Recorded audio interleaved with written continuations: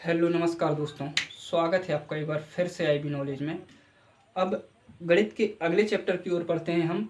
अब आज हम देखेंगे LCM, लोएस्ट कॉमन फैक्टर। ठीक है, वा लघुत्तम समापवर्त, जिसे हिंदी में कहते हैं। लघुत्तम समापवर्त कैसे निकाला जाता है? ये हमेशा दो संख्याओं के बीच में निकाला जाता है। कम से कम दो संख्या होनी चाहिए। ठीक है, दो संख्या, तीन या फिर उससे अधिक, 3, 4, 5 संख्या ऐसे बीच में निकाला जाता है। ठीक है, नवोदय में क्या होता है, 3 संख्याओं 4 संख्याओं का एलसीएम पूछा जाता है। ठीक, तो एलसीएम कम से कम दो संख्याओं का निकाला जाता है। और एलसीएम क्या होता है? एलसीएम एक अभाज्य गुणनखंड होता है। ठीक है, क्या होता है ये? अभाज्य गुणनखंड होता है। एलसीएम अभाज्य गुणनखंड होता है। ठीक है, गुणनखंड होता है। अभाज्य संख्याओं का गुणनखंड होता है, अभाज्य संख्या का। ठीक, अभाज्य संख्या की परिभाषा तो हमने पढ़ी है। अभाज्य संख्या किसे कहते हैं? जिनका या तो खुद से भाग जाता है या एक से भाग जाता है। ठीक है, ऐसी संख्या जिनका खुद से भाग जाता है या एक से, जैसे कि 2 है, 3 है, फिर 5 है, फिर इसके बाद 6 का भाग तो 2 से भी चले जाएगा, 3 से, 7 है, फिर 8 का भाग भी चले जाएगा, 2 से, 4 से चले जाएगा, 9 का भी 3 से चले जाएगा, 10 का भी चले जाएगा, 11 है, 13 है। तो ऐसी संख्याएं जिनका भाग या तो खुद से जाता है या फिर एक से जाता है, तो अभाज्य संख्याओं का गुणनखंड होता है एलसीएम। ठीक है, तो इनसे बहुत सारे क्वेश्चन तैयार होते हैं। एलसीएम अगर पूछा जाए कि अभाज्य गुणनखंड बताइए कोई भी संख्या, जैसे 578 का अभाज्य गुणनखंड बताइए, तो हम एलसीएम की मेथड से निकालते हैं। ठीक है, कभी कभी एलसीएम खुद पूछ लेता है कि इस संख्या के बीच में एलसीएम ज्ञात कीजिए। ठीक है, इन संख्याओं के बीच में एलसीएम ज्ञात कीजिए। ठीक, तो एलसीएम निकालना हम आज सीख लेते हैं। ठीक, कम से कम दो संख्याओं के बीच में निकाला जाता है। ये सबसे मेन पॉइंट है कि एलसीएम अभाज्य संख्याओं का गुणनखंड होता है। अभाज्य संख्याओं का, ठीक, अभाज्य संख्याओं का गुणनखंड होता है। संख्याओं का, ठीक है, अभाज्य संख्याओं का गुणनखंड होता है। ठीक है, तो कैसे निकालेंगे इसको भी हम उदाहरण से समझते हैं। उदाहरण के जरिए, ठीक, जैसे कि कोई भी संख्या है 21 और 24 का एलसीएम ज्ञात करो। एलसीएम ज्ञात करो। ठीक है, 21 और 24 का लासामा भी कहते हैं। ठीक है, एलसीएम, ठीक, एलसीएम ज्ञात करो। तो कैसे निकालेंगे हम? ये इस तरीके से हम लिखते हैं, यहाँ इस तरफ 21 और 24। ये देखते हैं कोई भी संख्या, सबसे पहले अभाज्य गुणनखंड कहाँ से चालू, अभाज्य संख्या कहाँ से स्टार्ट होती है? 2 से। 2 रहती है, फिर इसके बाद 3 रहती है। सबसे पहली अभाज्य संख्या 2 है, तो हम 2 देखते हैं। 2 किसी से भाग तो नहीं जा रहा है इनमें से। ठीक, अभाज्य संख्याओं को इस तरफ रखना है। ठीक है, अभाज्य संख्याओं को इस तरफ रखना है। तो सबसे पहले ये देखते हैं 2 किसी से भाग तो नहीं जा रहा है। हाँ, 24 से जा रहा है, तो 2 का 24 से हम भाग दे देते हैं। ठीक, तो 21 नहीं जा रहा है, तो 21 को हम 21 लिख लेते हैं। 2 एकम 2, 2 बारम 24। ठीक है, अब फिर 2 फिर से तो नहीं जा रहा किसी का, 21 फिर नहीं जा रहा है, 2 12 से जा रहा है, तो 2 छिक्का 12। फिर 2 किसी से नहीं जा रहा, अभी भी 6 से जा रहा है, तो 21 का 21, 2 तिया 6। अब देखो 2 फिर से किसी से तो नहीं जा रहा, नहीं जा रहा है, तो अब 3 से लेंगे। 3 से 2, 3 सत्ते 21, 3 एकम 3।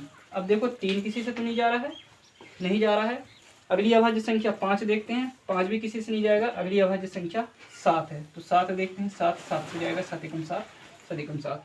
अब इसके बाद क्या करेंगे? लास्ट में 1 एकम 1, 1 एकम 1 लिखेंगे। इस तरीके से हम भाग देते गए। ठीक है, लास्ट में 1 1 ना आ जाए तब तक हम भाग देते जाएंगे। इसके बाद क्या करेंगे? इन संख्याओं का आपस में हम गुणा करेंगे। 2 गुणित 2 गुणित 2 गुणित 3 गुणित 7 गुणित 1, इनको लिखे गुणा के रूप में। इनका गुणा कर दो। 2 दूनी 4, 4 दूनी 8, 8 तिया 24, और 24 सत्य कितना होता है? गुणा करके देख लो। 7 चौके 28, 7 दूनी 14 और 2 16, 168 होता है। ठीक, ये हमारा आंसर होगा इसके एलसीएम का। ठीक है, अगला एक और उदाहरण देख लेते हैं हम। एक उदाहरण ये हो गया, अगली 3 संख्याओं का उदाहरण देख लेते हैं। ठीक, 3 संख्याओं का पूछा जाता है अधिकतम, तो हम 3 संख्याओं का देख लेते हैं, ये समझ में आ गया। अगला एग्जाम्पल देख लेते हैं, उदाहरण नंबर 2। क्या हो सकता है हमारा? कुछ भी, जैसे संख्या ले लेते हैं 24, 36 व 45 का एलसीएम निकालो। ठीक है, 24, 36 व 45 का एलसीएम निकालो। ठीक, अब इसको भी फिर से उसी तरह गुणनखंड के रूप में करेंगे।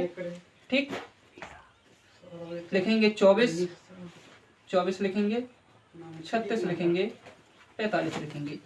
सबसे पहली अभाज्य संख्या देखेंगे हम 2 किसी से तो नहीं जा रहा है। ठीक, इससे जा रहा है 24 से और 36 से।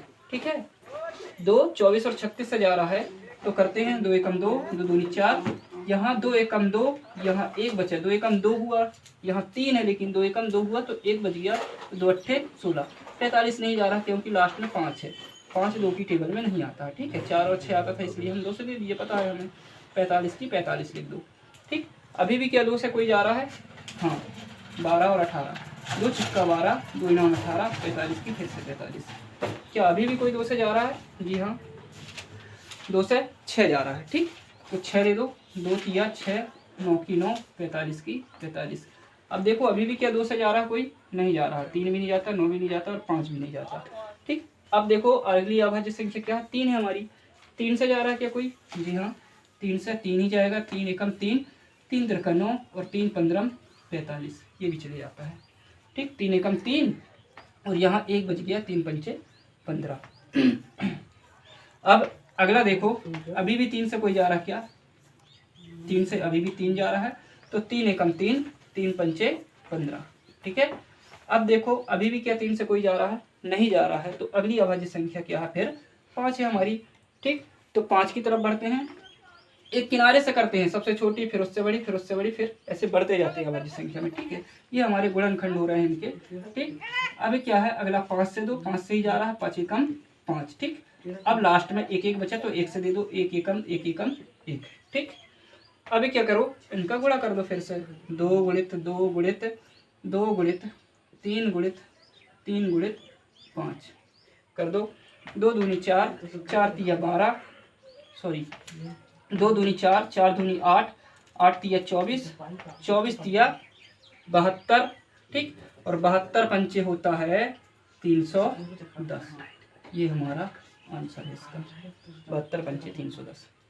ठीक है, तो इस तरीके से हम एलसीएम निकालते हैं। एक किनारे से अभाज्य संख्याओं का गुणनखंड होता है, ये याद रखना। और अभाज्य संख्या क्या होती है? अभाज्य संख्या भी होती हैं जिनका केवल 1 से भाग जाता है या खुद से भाग जाता है। ठीक, तो इस तरफ सारी अभाज्य संख्याएं आएंगी। तो कभी कभी पूछा जाता है इस संख्या का अभाज्य गुणनखंड बताइए, तो हम इस मेथड से ही निकालते हैं कोई भी संख्या का अभाज्य गुणनखंड। तो कोई भी 2 या 2 से अधिक संख्याओं का एलसीएम निकालने को बोला जाता है, तो इस तरीके से ही हम एलसीएम निकालते हैं भाग के देकर। ठीक है, 2 से भाग दो फर्स्ट संख्या का, फिर सेकंड से जा रहा तो फिर थर्ड से, नहीं जा रहा तो जिस संख्या से नहीं जा रहा उसको ऐसे ही दे दो। इस तरीके से 2 से फिर 3 से, इस तरीके से हम करते रहते हैं। तो एलसीएम लास्ट में फिर हम इन संख्याओं को हम गुणा करके इनका आंसर देखते हैं। ठीक, तो अब मेरे को लगता है ये चैप्टर आपको समझ में आ गया होगा। सेशन हम यहीं करते हैं समाप्त। अच्छा लगा हो तो लाइक करें, शेयर करें। धन्यवाद।